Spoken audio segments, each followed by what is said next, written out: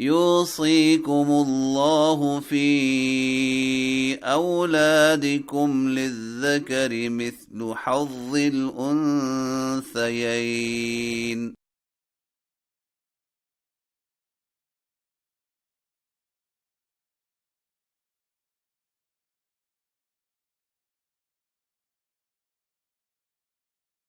فإن كن نساء فوق 2 فلهن ثلثا ما ترك،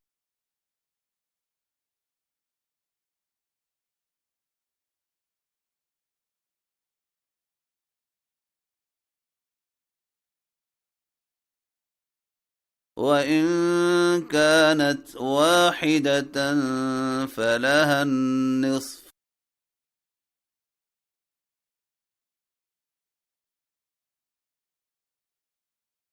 ولأبويه لكل واحد منهما السدس مما ترك إن كان له ولد.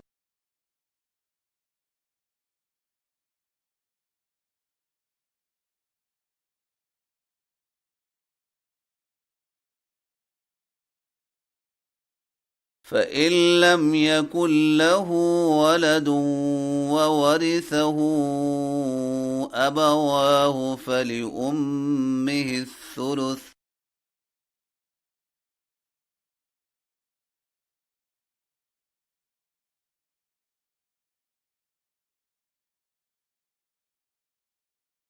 فإن كان له إخوة فلأمه السدس.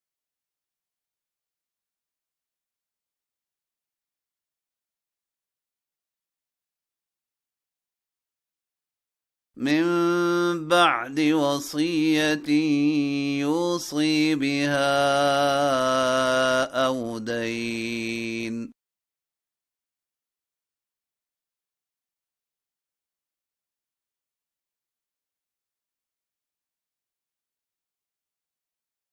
آباؤكم وأبناؤكم لا تدرون أيهم أقرب لكم نفعا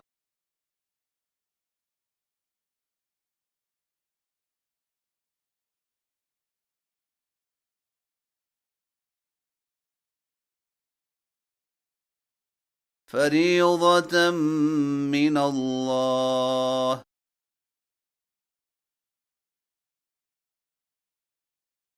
إن الله كان عليما حكيما.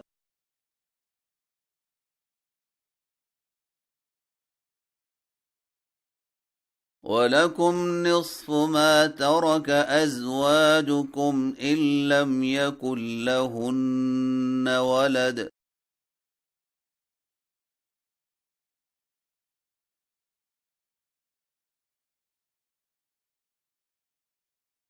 فإن كان لهن ولد فلكم الربع مما تركن،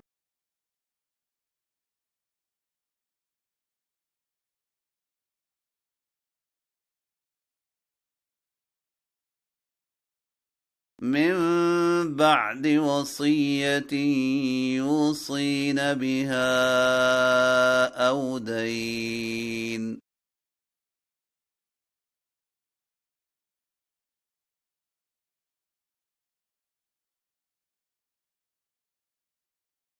ولهن الربع مما تركتم إن لم يكن لكم ولد،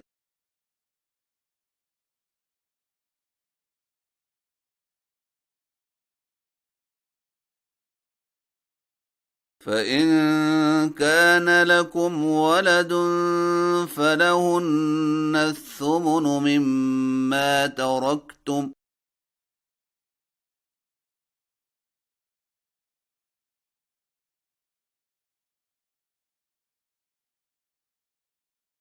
من بعد وصية توصون بها أو دين.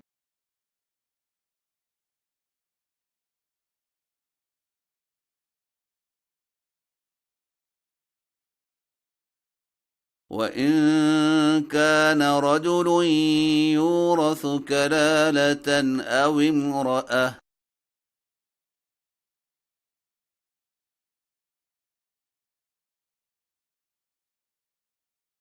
وله أخ أو أخت فلكل واحد منهما السدس.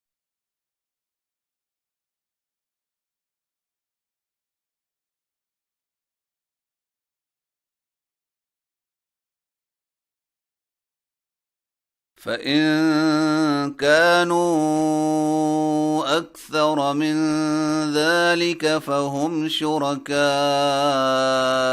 في الثلث.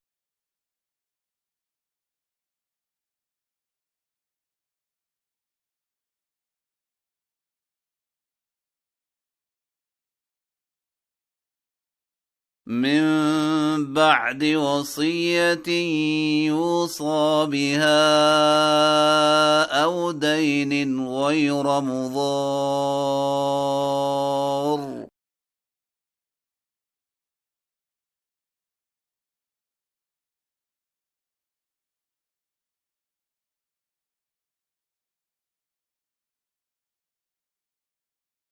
وصية من الله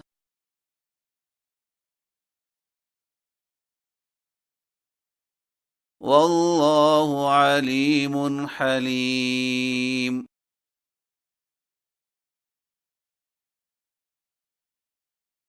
تلك حدود الله ومن يطع الله ورسوله يدخله جنات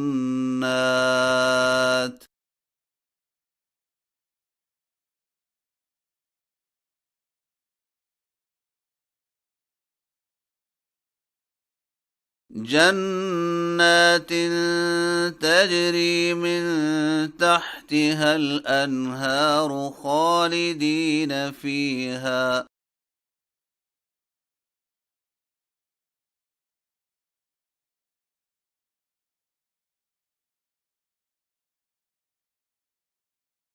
وذلك الفوز العظيم.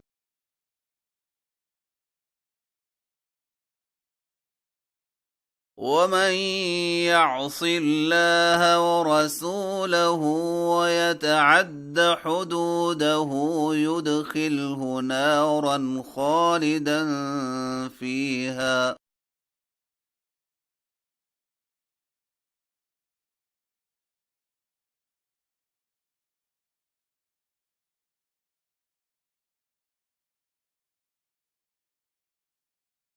وله عذاب مهين.